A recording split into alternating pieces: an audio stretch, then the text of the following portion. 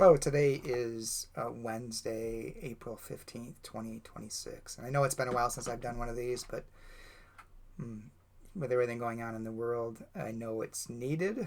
Yet I was struggling to find something um, that I was connecting with. But I did find something today, a couple of things actually today, but I'm just going to talk about one of them. And the one I'll be talking about comes from the Center for Action and Contemplation, Richard Rohr's organization, their daily meditations. And this particular one was written by Reverend Cameron Trimble, who happens to be a UCC minister. And it's entitled Stay, Learn, and Love. And Reverend Trimble discusses Saint Benedict, the Benedictine order, and the roots of that, and what it has or might say to us today. And I thought it insightful, and I'll read it and then give my comments. And yes, it's about a Christian community, but I think it's something that can cause us to think about how we live in the world and how we react to what's going on, and this balance we have to find from withdrawing from what's going on and engaging. It still speaks loudly to us today, I think. So anyway, this is what Cameron wrote. Saint Benedict told his communities to stay, to root themselves in place, in relationship, and in shared life. Stability, he taught, is how love survives collapse. You do not run away every time the world shakes. You commit, you tend, you remain. But long before Benedict organized communities that stayed, another stream of elders stepped away for a time, the desert mothers and fathers, because they wanted to learn how to live in the world without becoming shaped by its distortions. At first glance, these look like opposite instructions: go versus stay, leave versus root, desert versus monastery. But underneath, they answer the same spiritual problem. How do you remain faithful when the surrounding culture is losing its moral center? The desert elders left noise to recover clarity. Benedictine communities built structure to protect clarity. Both traditions understood that without the intentional spiritual formation and maturity, power, fear, and spectacle will train the soul faster than truth will. The desert was never the final destination. It was a training ground for perception.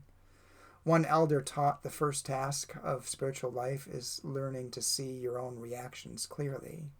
How quickly anger justifies itself. How easily fear pretends to be wisdom. How often ego disguises itself as courage. Silence exposed all of that, not to shame people, but to free them. Benedict took the next step. He asked, once you learn how to see clearly, how do you live faithfully in community over the long haul? His answer was not intensity, but rhythm: prayer, work, shared meals, mutual care, accountability, humility, repair. So the question for us is not whether to leave or stay. Most of us are not called to geographic withdrawal. We are called to interior non-cooperation with corruption while remaining deeply committed to one another. You can stay without surrendering your soul, but it takes practice. It takes boundaries around attention. It takes rhythms that interrupt outrage. It takes communities that tell the truth to one another gently and directly. It takes prayer or silence or honest reflection that clears emotional distortion before it hardens into identity. Right now, many people feel spiritually flooded, saturated with alarm, analysis, reaction, and dread. The nervous system never powers down.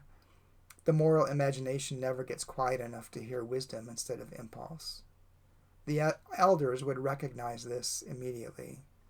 They would not tell you to disappear. They would tell you to build inner ground. They would tell you to create small deserts of clarity inside daily life, spaces where truth can speak without competition, so that when you act from depth instead of reactivity. Benedict would agree. Stay, but stay awake. Stay rooted. Stay practiced in humility and courage. Stay shaped by love more than by fear. The goal is never escape. The goal is freedom. the kind that lets you remain fully human when systems forget how. Of course, lots of thoughts went through my mind as I was reading this, and how applicable it is to us today in our world, especially in the United States. Actually globally, everything is going to shit, it seems like, and it's just so easy to want to despair and pull away, and yet this time needs us to engage.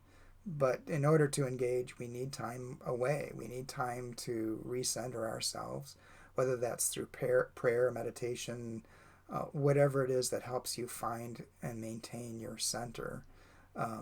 And that doesn't need to be Christianity or any religious practice at all, but just finding some kind of practice to keep yourself centered, and then going out and building community. And I think that's part of what the Desert Fathers and Mothers and what Saint Benedict was really trying to do in their time in their world. And a little background, the desert monastic community really began in the 3rd century, mid-200s, after the death of Jesus, or in the Common Era, as we say.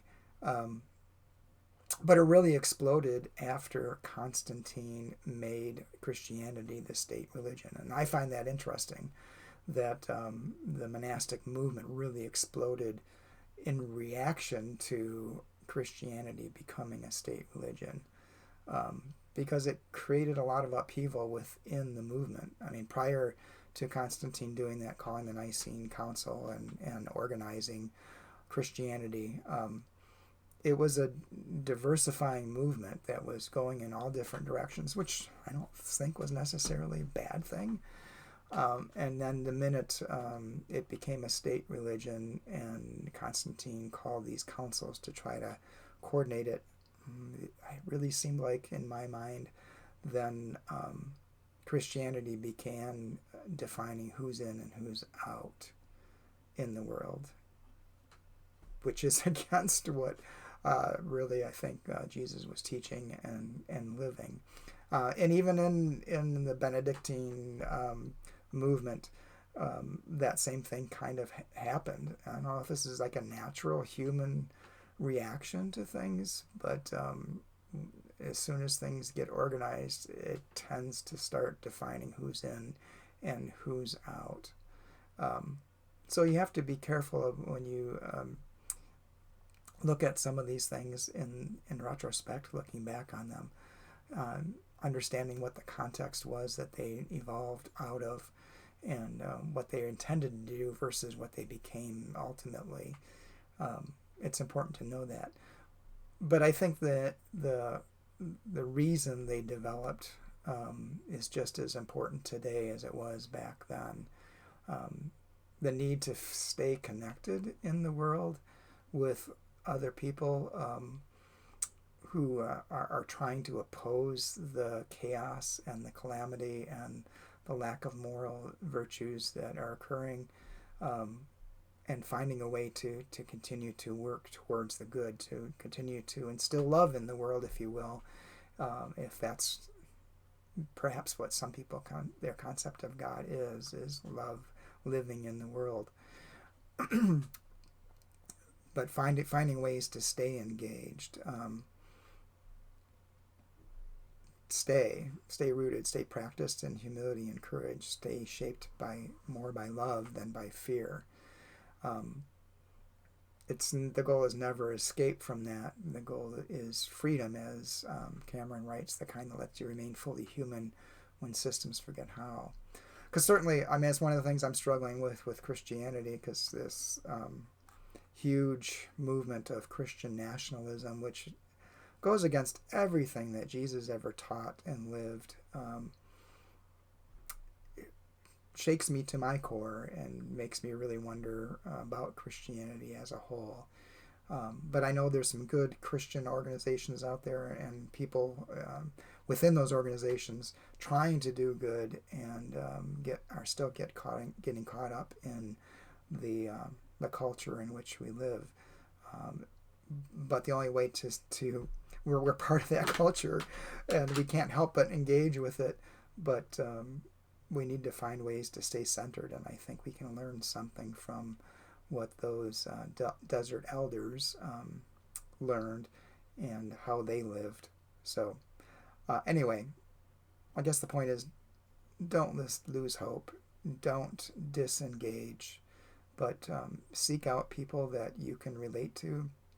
Find ways to remain centered in your own sense of love and care, compassion, humility, humanity, and keep engaged in the world and keep working towards helping to right some of the wrongs that are occurring. Trying to find the wisdom needed to work against those things, and also having time to do being self-aware of your own limitations, your own biases, and how you may drift and be affected by the culture that you're within. Because it's always difficult to be engaged in situations where you're trying to help and improve things without being pulled down into the mud hole of the system that exists. So it's a struggle, and the only way through that struggle is to continue to find ways to keep yourself centered. So that's kind of my thoughts for this day, and I hope it gives you something to think about, and I hope it gives you some hope and courage to stay connected and yet find ways to keep centered in all the chaos that's occurring. Hope to talk to you again soon.